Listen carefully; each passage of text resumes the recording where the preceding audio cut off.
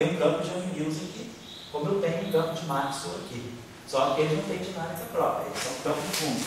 Eu coloco aqueles objetos naquele campo, no fundo daquele campo. Tá? Agora a questão é, e se nós quisermos colocar férmions também? Se nós quisermos acoplar férmions aos modelos de cima não lineares. Então eu estou dizendo, por que é importante chamar a atenção dessa simetria? Porque essa simetria aqui, ela está me regulando, na verdade, a ação do modelo de cima não linear. Quer dizer, essa ação aqui, ela é covariante sobre essa transformação. Então, essa transformação, essa derivada aqui, né, desse objeto aqui, se transforma covariantemente. Se eu pegar nabla, linha, mi, dmi, se linha n, então isso aqui vai ser r, n, nabla, mi,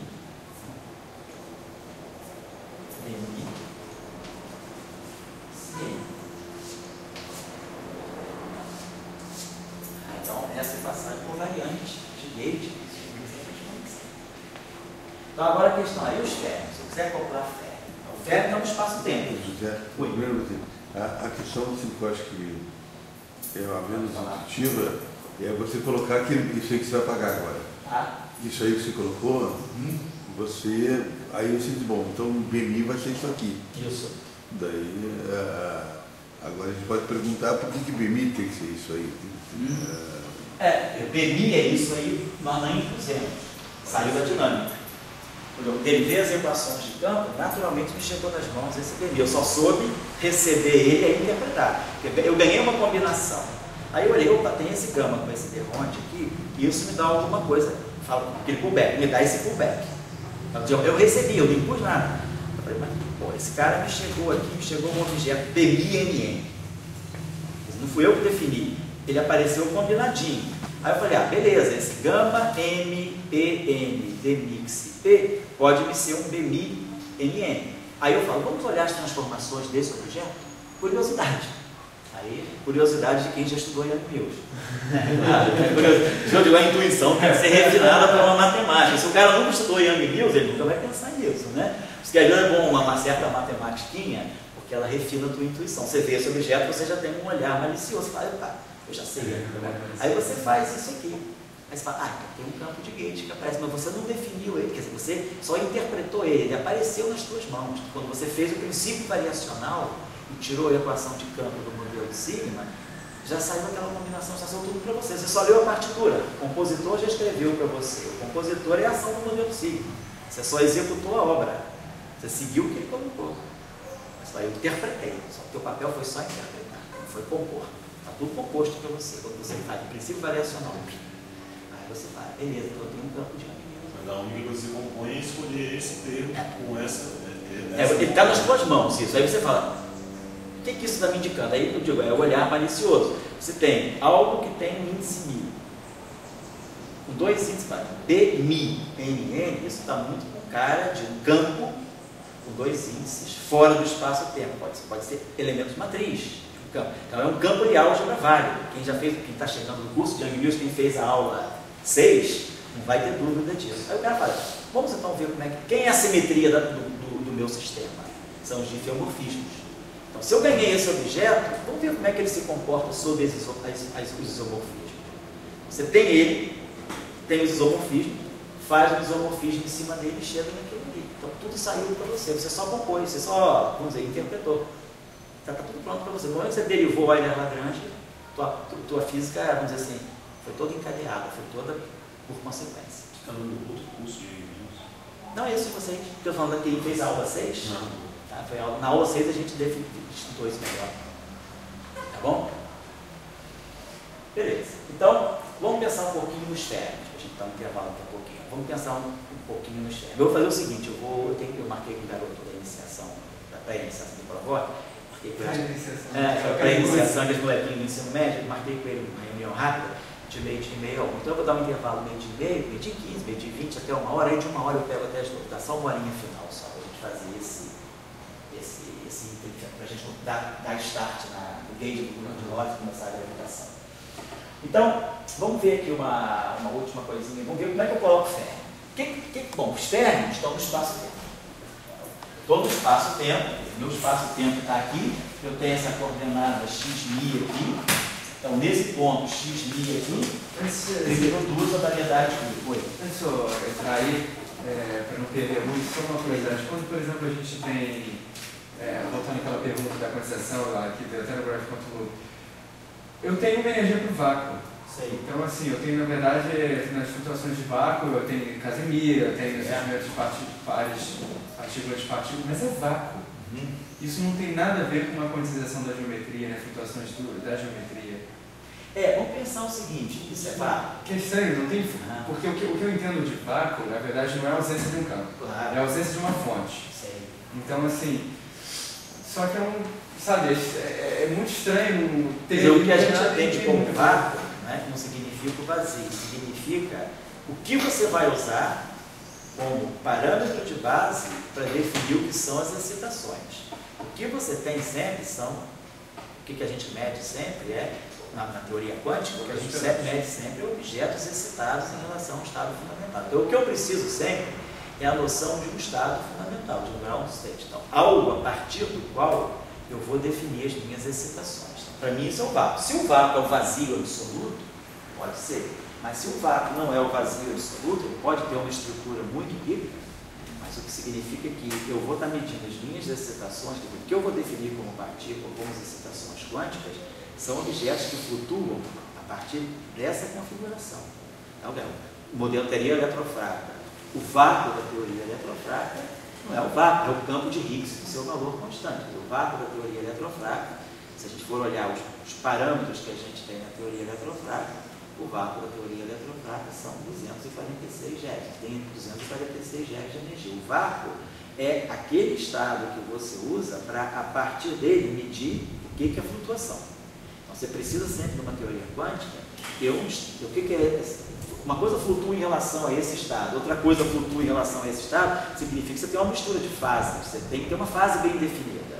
Então, você tem que definir o que é, para todo mundo, o estado a partir do qual você vai definir as flutuações. Claro, na teoria de campo trivial, a gente sempre, o vácuo é zero, foi? O colchão. O colchão. O vácuo é zero, o vácuo é trivial, então o vácuo é o próprio chão, você não passa no chão. Mas numa teoria que tem, não trivial, você tem um vácuo flexível. O vácuo pode ter, como você falou, o vácuo tem estrutura. Pois o grande problema é entender o que é o vácuo. O grande problema é qual é a estrutura do vácuo. O vácuo ele pode ter uma estrutura de sólidos, ele pode ter uma estrutura de ístolo, ele pode ter uma riqueza muito grande. Então tem Casimir. Agora, dizer que a cópia pode tirar a energia do vácuo? A cópia. Entendi a cópia. Coordenação de programas de engenharia do Rio. Se ela pode tirar a energia do vácuo? Eu acho que pode. Se ela souber, cara, se ela for competente, ela vai Mas tirar. ela vai baixar a energia do vácuo, então não era vácuo. Se ela tira a energia do vácuo, o vácuo não era ground state. Você rouba as flutuações, né? Rouba as uma radiação rock do vácuo. Então, vamos dizer, você tem o ground state. Agora, vamos pensar o seguinte, se o vácuo, ele não é vácuo, ele tem flutuações, ele produz pares, né? Ele tem efeito Casimir, que é o efeito da produção de pares, você poderia dizer, se ele tem energia, ele tem que ter gravitação. Isso. Agora, só que nada diz que a gravitação dele pode ser muito fraca.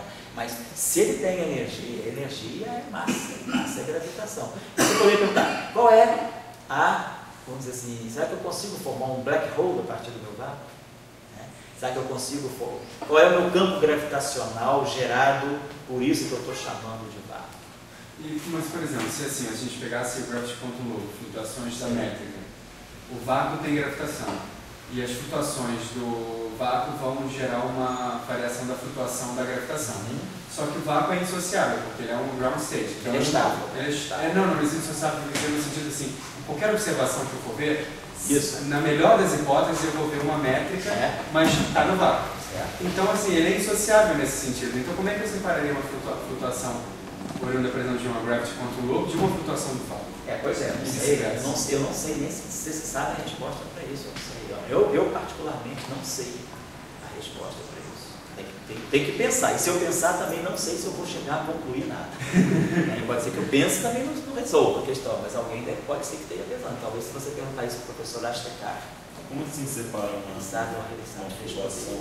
Você sempre observa uma coisa, por exemplo, sei lá, como é que você faz uma medida de gravity quanto Loop quanto gravity? Como é que seria, por exemplo?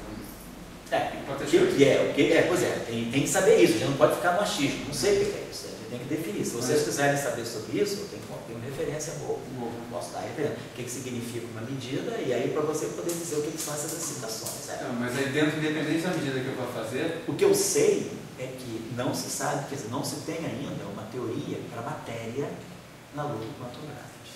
Tá? Se a gente quiser saber isso, aí tem um argentino chamado Alejandro Pérez. Alejandro Pérez, ele trabalha em Marseille. A gente já trouxe ele em 2 ocasiões que a gente fez evento aqui em escola. Você veio para dar mini curso e o professor Piguet, que hoje está em Viçosa, colabora com ele. Já trouxe ele, passou 3 meses em Vitória, quando o Piguet estava em Vitória, passou 3 meses lá. Ele é um cara assim, que está muito por dentro disso. A última vez que ele veio aqui, que a gente ele teve uma conferência agora em fevereiro, lá em Anchieta, no estado do Espírito Santo, e ele estava lá, o Alejandro estava lá. Ele deu um seminário muito legal sobre o quantum gravity, e aí eu perguntei a ele como é que estava a questão da matéria. Ele trabalha bem com isso. Ele é muito abordado, né? Se você quiser ter o e-mail dele e escrever para ele perguntar alguma coisa, ele vai te responder. Ele me falou que ainda não se tinha uma formulação consistente para a introdução de matéria. O que ele apresentou era loop quantum gravity para gravitação pura, sem matéria. Então aí a questão do que é medir a flutuação de matéria, isso aí, eu acho que aí fica um pouco, para mim, né, que não trabalho na área, não estou ciente de todos os progressos da área, eu estaria começando a especular. E aí eu acho que não é um ambiente para isso aqui. Então eu posso encaminhar para vocês as referências. Tá? Eu posso até dar o e-mail do Alejandro para vocês. A flutuação da métrica não precisa ser, não é massiva, e a flutuação de campos, de outros campos que não são gravitacionais. A questão é a mistura, a gente saber o que é vácuo de um, vácuo de outro. Eu acho que a questão que fica aí é a flutuação de quê? Eu acho que essa que é a questão que eu não saberia definir no momento. Tá? Se você quiser escrever para ele, eu te dou o e-mail, você pode dizer que fui eu que pedi para você escrever, ele vai mandar referência ou vai te responder. Ele é um cara super legal, a gente é jovem, Bom, temos o espaço-tempo básico, está tudo aqui, o modelo sigma, né? Com essas coordenadas que estão aqui dentro, coordenadas do X, e tem aquela ação. E aí o que a gente está observando? O que regula, né? Quer dizer, na verdade, esse objeto aqui é o objeto que faz a transformação, inclusive das coordenadas. Né? Então, quando a gente faz um diffeomorfismo, o que a gente tem é isso aqui. É um R, N, DI, CN. Então, a transformação de Gauge, no fundo, nesse caso, é o R. O R está fazendo o papel, é o jacobiano, né? Da transformação que o diffeomorfismo define. Então, a gente teria que pensar o seguinte: se a transformação que eu tenho é o R, o meu férmion, ele, para poder se acoplar com o modelo sigma, né, ele deveria sentir essa transformação. Então, o que a gente poderia estar pensando é o seguinte: a gente tem o nosso férmion, o nosso campo fermiônico, ele tem um índice alfa do espaço-tempo. Então, é o índice de spin. Quem vai atuar nesse índice aqui são as matrizes gama de Dirac. Agora, esse campo, ele teria que estar tem que ter um índice. Sentir a transformação de Gauge do modelo sigma, ele tem que ter um índice, né, nessa variedade. Então, o que a gente estaria colocando seria isso aqui. A gente estaria pensando que esse campo aqui, ele teria essa estrutura. Eu teria um campo índice alfa, com índice M, mas o índice M é essa transformação aqui. As matrizes M, no fundo, o índice de SOM. Então, esse campo aqui espinorial, ele é férmion do ponto de vista do espaço-tempo. Mas do ponto de vista do espaço interno, da variedade do grupo, ele tem um índice vetorial. Então, ele não é um campo de Hariri-Schwinner, porque o campo de Hariri-Schwinner, ele tem um índice vetorial do espaço-tempo e um índice de spin-over do espaço-tempo. Então, esse campo aqui é o campo da representação 1 meio. Então, a representação 1 meio do grupo de Lorenz, que é a representação do campo de spin 3 meios, né? Ela tem um índice vetorial e o índice de como é que se escreve? Harita-Schwinger. É o que a gente, é o fermo que a gente atribui ao gravitino. O gravitino é um fermo de Harita-Schwinger, tá? Então, esse objeto aqui, ele é vetor do espaço-tempo e, ao mesmo tempo, spinor do espaço-tempo. Ele é um spinor vetorial do espaço-tempo, certo? Agora, esse objeto aqui não, ele é spinor do espaço-tempo. Tem um caráter spinorial do espaço-tempo. Spinor do espaço-tempo.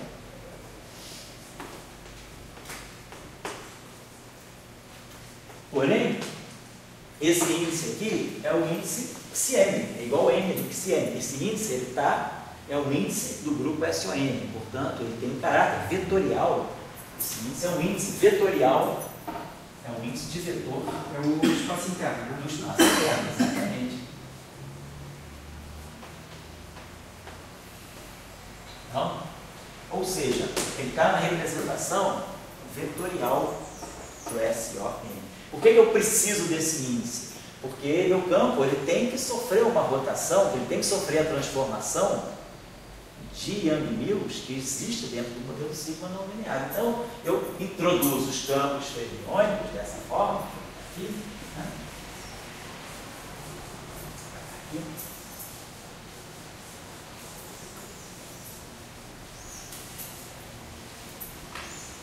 Então, nós introduzimos o campo fermiônico e introduzimos para ele essa transformação.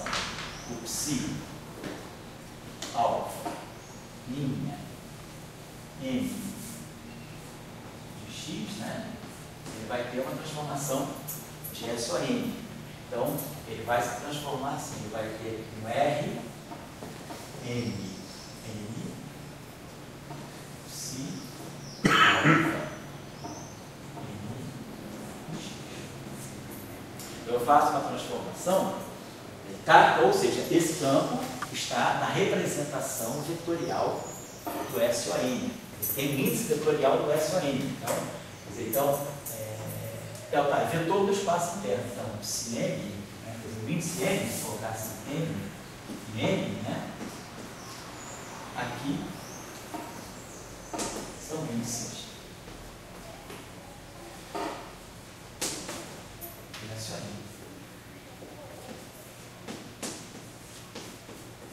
o meu grupo de Gauge é o SON e meus campos fermiônicos eles estão numa representação vetorial de SON. E aí nós sabemos, né? Nós sabemos que... Oi, fala. Só um detalhezinho besta. O índice de spinor não tem um ponto em cima? Depende se você pegar a representação só meio zero. Não é zero meio, mas nós estamos pegando o spinor do Dirac. Tá? Então foi boa observação. Nós não estamos pegando o spinor de Weyl, nem spinor left, nem spinor right. Não estão pegando o spinor chiral, estão pegando o spinor de Dirac. Então esse alfa, o Carlos, ele vai de 1 a 4, não de 1 a 2. Porque quando a gente pega o spinor de Dirac, de Weyl, meio zero, ele vai 1 a 2. Quando pega o ponto, se alfa ponto é o 0 meio, também vai de 1 a 2. Aqui nós estamos pegando normal, o spinor de Dirac. Eu vou até colocar aqui o spinor de Dirac, não é nem spinor de Weyl, nem de Majorana, é um spinor de Dirac no espaço-tempo. Então esse índice alfa vai de 1 a 4, tá? Ficou em 4 dimensões. Então, e aí a gente sabe a transformação a gente sabe a transformação do B não é um verdadeiro campo de Yang-Mills, então eu posso definir uma derivada covariante para o psi. Dmi psi alfa vai ser dmi psi alfa mais, posso colocar aqui uma constante de acoplamento, sei lá, I, G, dmi psi alfa.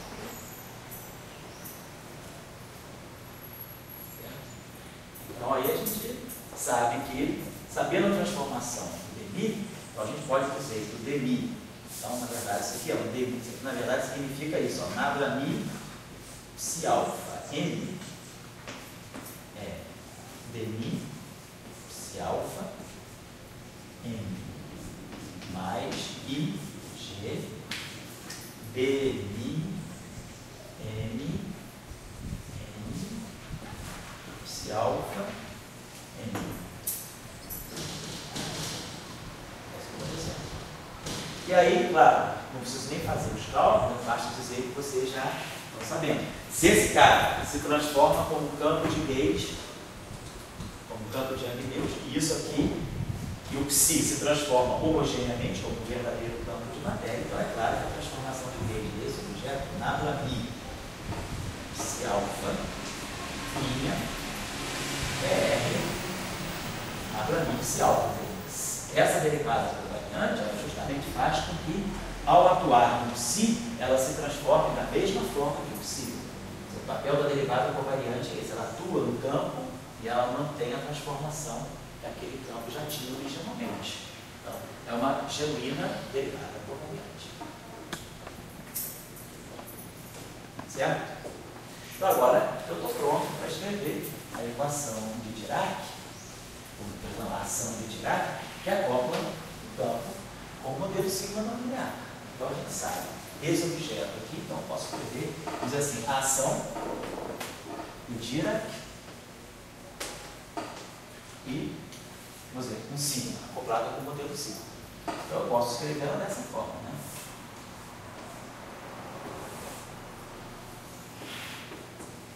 I psi barrado, vai lá, psi m barrado, vai, psi m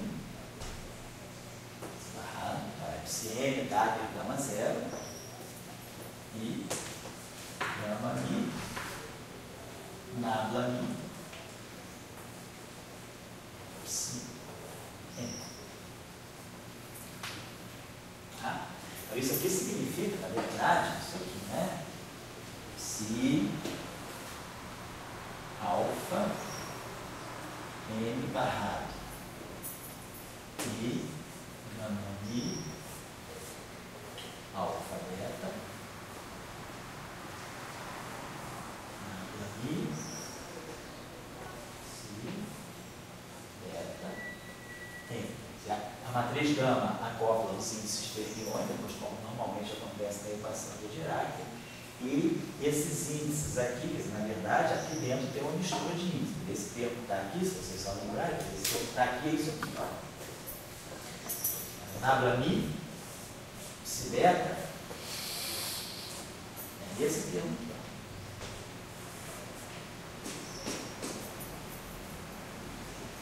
Nós vamos colocar aquilo ali, então, o termo livre é esse aqui.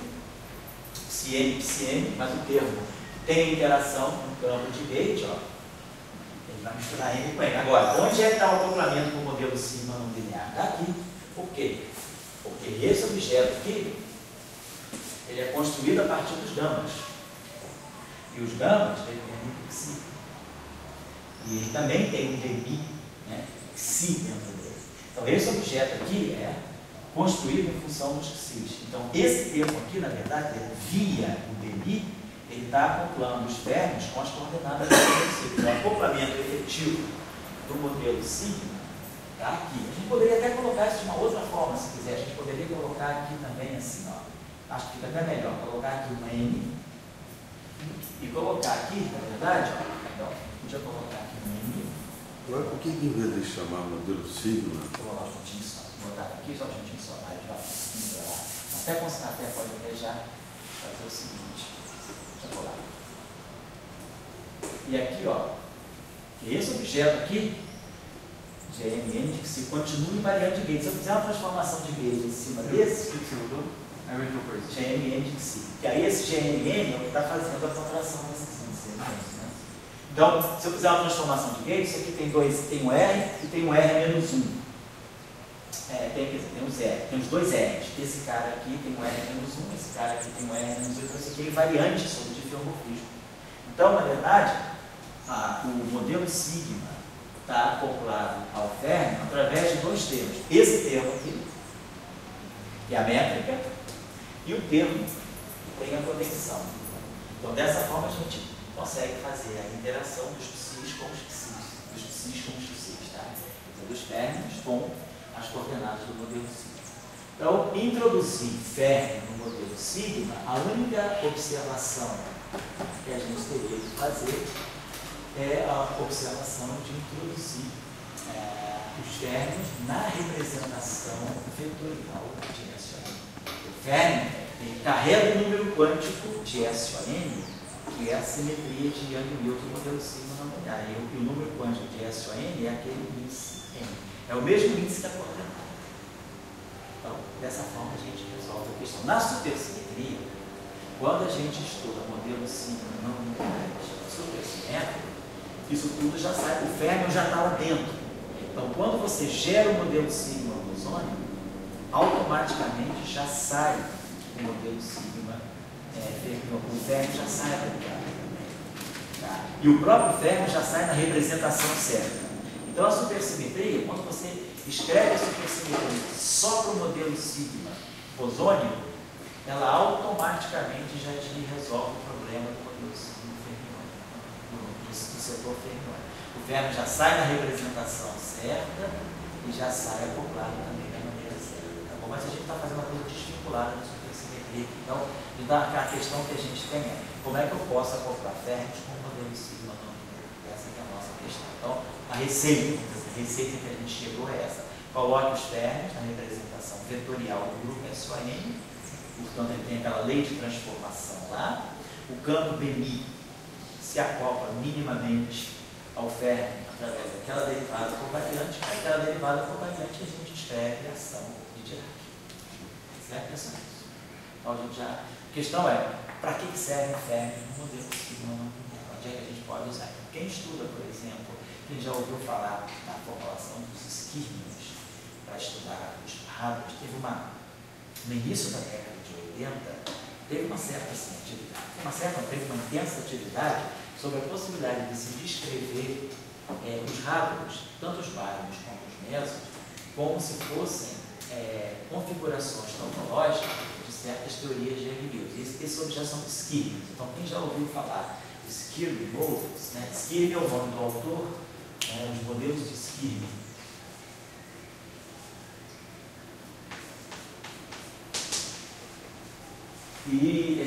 Ou também, então, os Skirmions, né? São como se fossem, quer dizer, são as configurações do modelo de Skirmy. Então, o modelo de Skirmy é o modelo sigma não linear.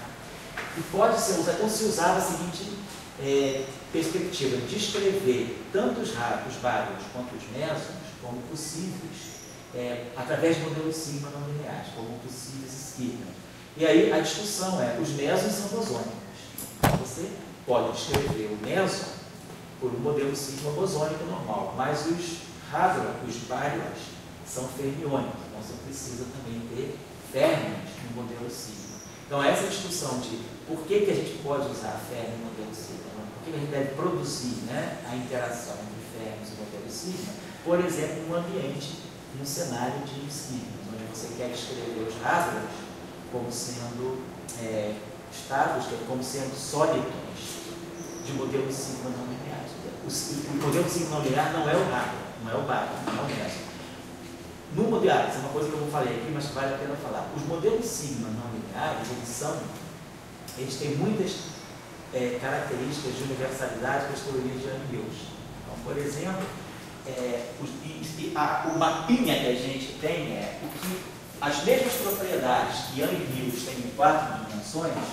Se eu pegar uma teoria de Young-Milton em 4 dimensões e pegar o modelo sigma em 2 dimensões, não em 4 dimensões, 1 mais 1, um tempo e um espaço, 1 mais 1 dimensão. As propriedades marcantes que nós temos para as teorias. Só queria ver uma pergunta mais simples aí. Assim. Eu não entendo porque o nome modelo sigma, porque no fundo seria quando se coloca o grupo, né? Então, porque. Eu digo o seguinte, porque essa é a visão que a gente está dando aqui. Porque, na verdade, historicamente, a coisa não saiu daí. A coisa saiu, como eu dei na aula passada. Um conjunto de campos, um termo cinético livre, porém vinculados. Aí a gente mostrou na aula passada que, através do vínculo, você elimina o vínculo e cria uma métrica. Então, você escreve o modelo sigma não linear como uma métrica que é a expressão de um certo vínculo. Essa é a construção, vamos dizer, história. Ele se firmou como modelo sigma por isso. E por que o nome sigma? Porque na primeira formulação que tinha, o modelo sigma estava ligado à física de pions. Então você tinha π1 ao quadrado, mais π2 ao quadrado, mais π3 ao quadrado, mais sigma ao quadrado igual a uma certa constante. E você eliminava o sigma em função. Então o modelo era chamado modelo sigma porque justamente havia um campo sigma que era eliminado. E na verdade o modelo sigma começou linear. Tinha a primeira formulação foi um modelo sigma linear, de Gelman-Levy, lá do início da década de 60. Depois fizeram a versão não linear. Mas o sigma era porque é um campo. Aquele lagrangiano que originou toda a discussão, o paper seminal, ele tinha um campo sigma. E aí esse campo sigma, ele estava dentro do vínculo, e você eliminava ele, por isso que se chama o modelo sigma. Mas na verdade, a designação genérica de modelo sigma é para sistemas que têm campos com um certo vínculo geométrico, como a gente botou, as somas dos quadrados igual a um certo M2, por exemplo. Então esse é o nome, por isso que é modelo sigma. Agora, na verdade, o que a gente mostra? Como é que eu posso produzir mais sistematicamente um modelo sigma de uma forma mais universal, sem precisar pegar vínculo a vínculo, sem precisar ter o vínculo e definir a métrica? Então, a gente viu que o modelo sigma não linear, ele naturalmente pode ser gerado do setor de spin zero das teorias de Yang-Mills. Você tem um campo vetorial não abeliano, ele tem parte para o inverso e parte longitudinal. Se você quer fazer esse é o campo vetorial. Mas se você quer fazer uma teoria de Yang-Mills para isso, a parte longitudinal, a parte do spin zero, ela é a parte de puro gate, ela é a parte que você manipula, faz os deslocamentos de gate. E aí você vê que daí você pode construir um modelo sigma não linear. Você pode pegar esses escalares e construir um modelo sigma não linear. Então a nossa construção foi um pouco dentro da nossa visão de tentar ao máximo tirar objetos de uma teoria de Yang-Mills. Mas não é a visão histórica, a visão normal é aquilo que eu falei. Pega o vínculo, elimina, porque o primeiro campo se chamava sigma, batizou-se de modelo sigma, é só isso. Mas aí tem um ponto importante nessa visão, é que você cria, vamos dizer, aquele negócio que você fala assim, o espaço interno, você cria uma relação, traz um psi, em vez de estar trabalhando com álgebra, desapareceu já dessa história, isso entrou psi. E você botou agora o teu campo BMI, com variáveis BMI e NN, né, ligadas àquele psi. E eu acho que, digamos, esse que é o... acho que esse é mais interessante. Quer dizer, eu posso tratar um campo como BMI igual a BMA-GA, certo? Ou pode tratar um campo BMI como BMI vezes um gama, né, a conexão. Então, a conexão de um espaço interno gerando um campo de gate. Então, aquele campo de gate que sai para nós, na verdade, ele não deve ser um campo de gate elementar. Por quê? Porque BMI, ele vem de uma função gama de psi. Então ele é um produto de psi, ele é um produto de coordenadas mais fundamentais. Então aquele campo de gate, a gente pensar, ele seria um campo de gate composto, ele não é um campo de gate elementar, nesse sentido. Mas vamos ver, se você puder escrever no quadro de BMI igual a BMA, já. Isso.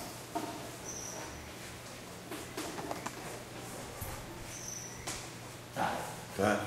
E depois BMI igual a BMN lá, pequeno. BMI. Deixa eu botar isso aqui para vocês. O BMI fica o BMI. Para ficar mais evidente o que você está falando, é o seguinte: BMI, NN, pode ser isso aqui, BMI, A, matriz GA, elemento, NN. Não sei se você pode botar assim.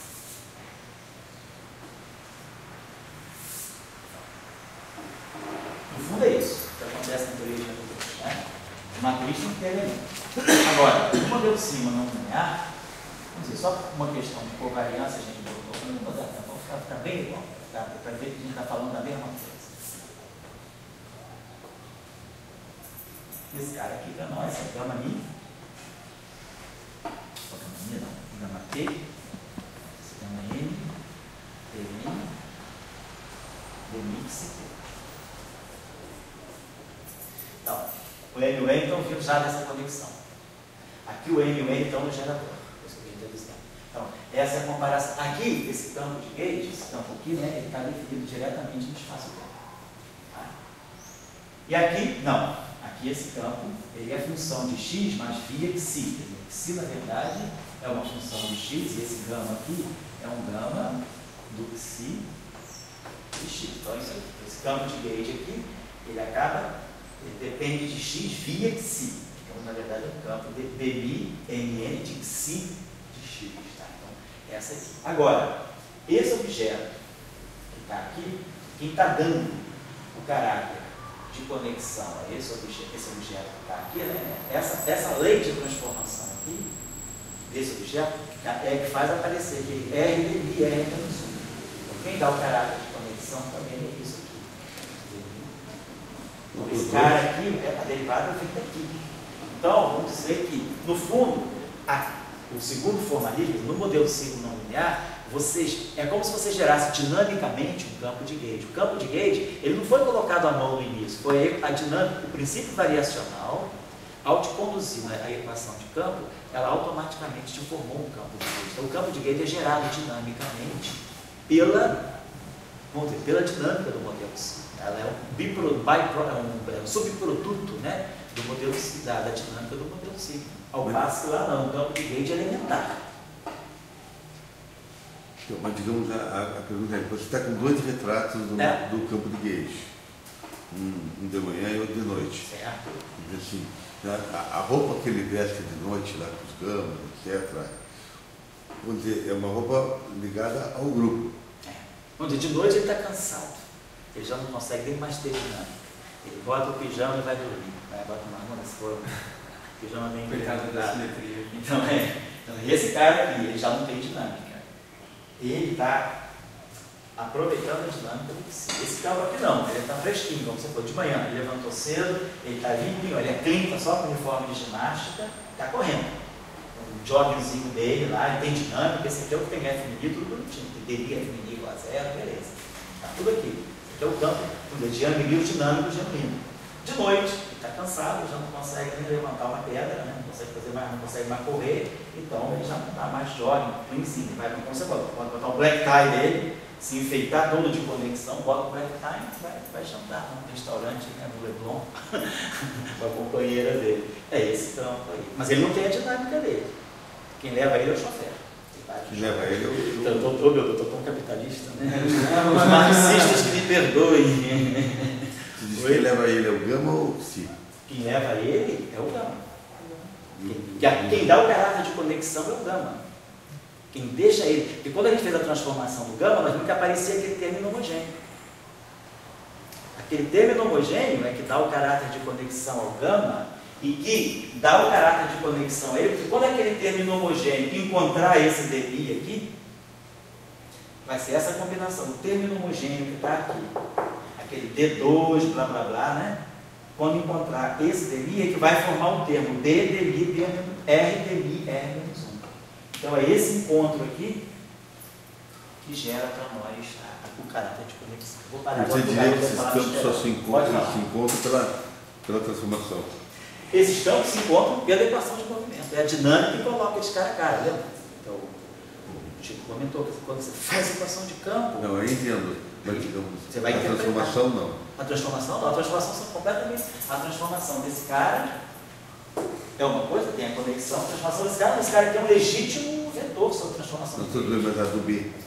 A do B o que tem? A do B mini... O B mini N, ele sabe que está se transformando como Yang-Mills. Ele sabe desde o início isso. Ele sabe desde o início que ele está transformando como Yang-Mills. E lá embaixo o B mini. Ele só sabe depois que o Xi se transformou. É a transformação do Xi que vai chegar a ele sob a forma de uma transformação de Yang-Mills.